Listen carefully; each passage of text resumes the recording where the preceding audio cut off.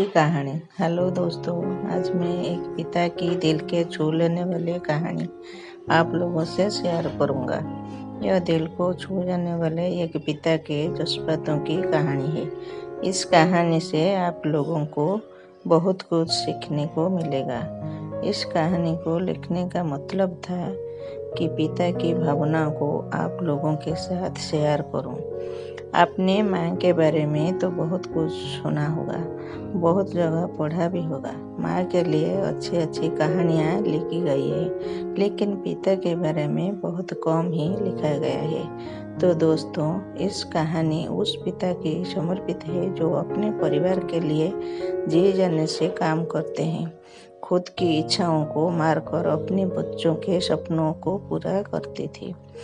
रामनगर गोपाल का घर है। उसके पिता एक मध्यम वर्गीय परिवार से हैं। गोपाल को जो कुछ चाहिए होता था उसके पिता ले आते थे। एक दिन गोपाल ने अपने पिता से कुछ बाइक लेने को कहा। पैसे नहीं होने के कारण वह बाइक नहीं ला सका। गुस्से में बड़बड़ाते हुए गोपाल घर छोड़कर आया था और बस स्टैंड की तरफ आगे बढ़ने लगा। मन ही मन बड़बड़ा रहा था, पता नहीं कितने पैसे छुपा के रखा है, लेकिन मेरे लिए एक मोटरसाइकिल नहीं ले सकते। अब मैं यहाँ से चला जाऊँगा और तब तक वापस नहीं आऊँगा जब तक मैं खुद के पैसे से बाइक नहीं खरीद लेता। इतने सोच ही रहा था, तभी उसके पैर में कुछ चुकने लगा। एहसास हुआ। नीचे देखा तो समझ आया कि जल्दबाजी में पापा के जूते पहन आया हूँ। उन जूतों में कील उभरी हुई थी जो उसके पैर में बार बार धाब किए जा रही थी, लेकिन उस समय गुस्सा अधिक था तो बड़बड़ाते हुए आगे बढ़ गया। उसको याद आया कि पापा का पर्स भी साथ ले आया हूँ। उसके शरारती दिमाग में एक ख्याल आया, क्यों ना आज पापा का पर्स चेक किया जाए, जिससे आज तक उन्होंने किसी को हाथ तक नहीं लगाने दिया था। पता नहीं कौन सा खजाना छुपा है इस पर्स में जो किसी को हाथ नहीं लगाने देते थे। जब गोपाल ने पापा का वह पुराना पर्स खोलकर देखा तो उसमें पैसे तो नहीं मिले, लेकिन पैसे की जगह पर एक डायरी रखी हुई थी।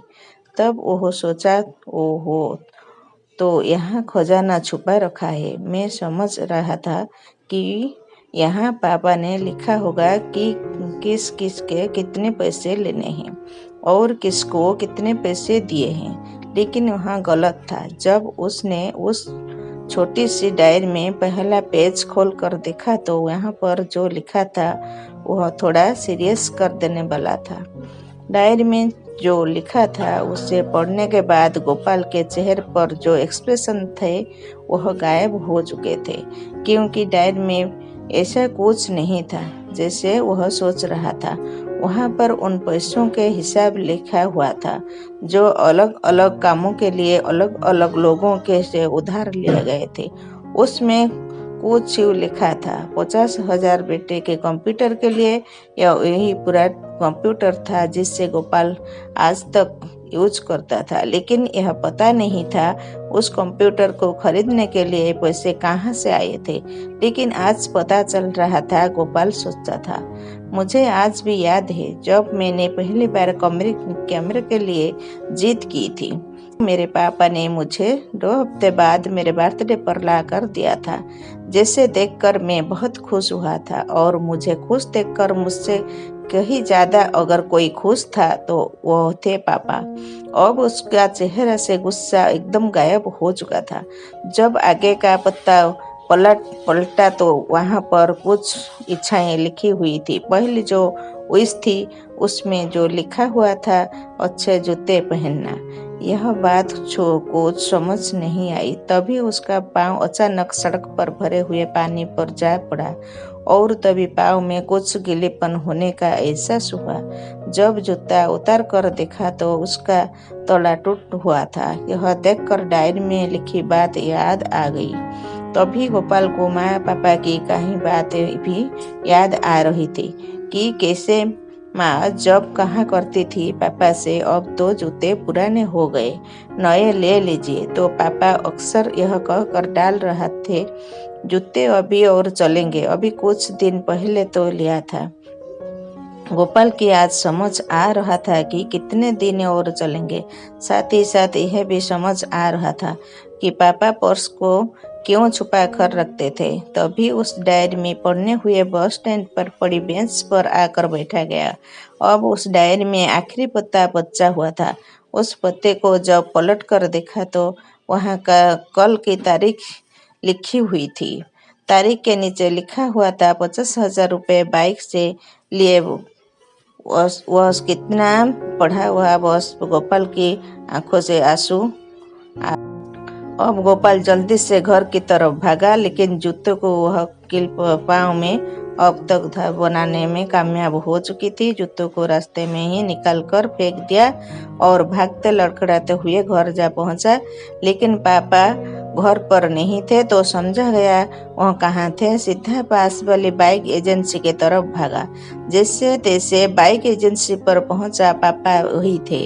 गोपाल पापा के दौड़कर गले लगा लिया और उसकी आंखों से आंसू रुकने का नाम ही नहीं ले रहे थे। पापा को समझ नहीं पा रहा थे आखिर हो क्या रहा है, वहाँ क्यों रो रहा हूँ।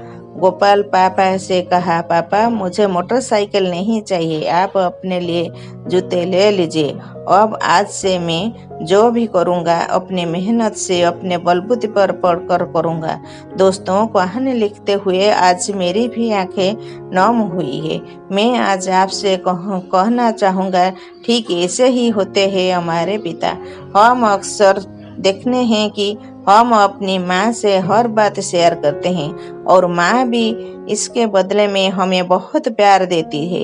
लेकिन एक शख्स ऐसा है जो हमें छुप कर प्यार करता है, वो होते हैं हमारे पिता। यह परिवार में एकमात्र ऐसा व्यक्ति होता है जो अपने बच्चों से उन्हें बिना छुपाए छिपकर प्यार करता है, खुद की इच्छाओं को मारकर बच्चों के लिए सपने देखता है और उनकी खुशी में ही खुश हो जाता है।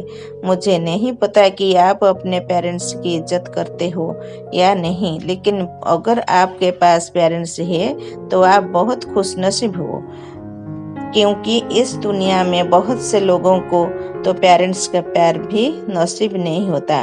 अंत में यही कहना चाहूँगा कि माँ बाप की भावनाओं का सम्मान करो, उन्हें प्यार करो।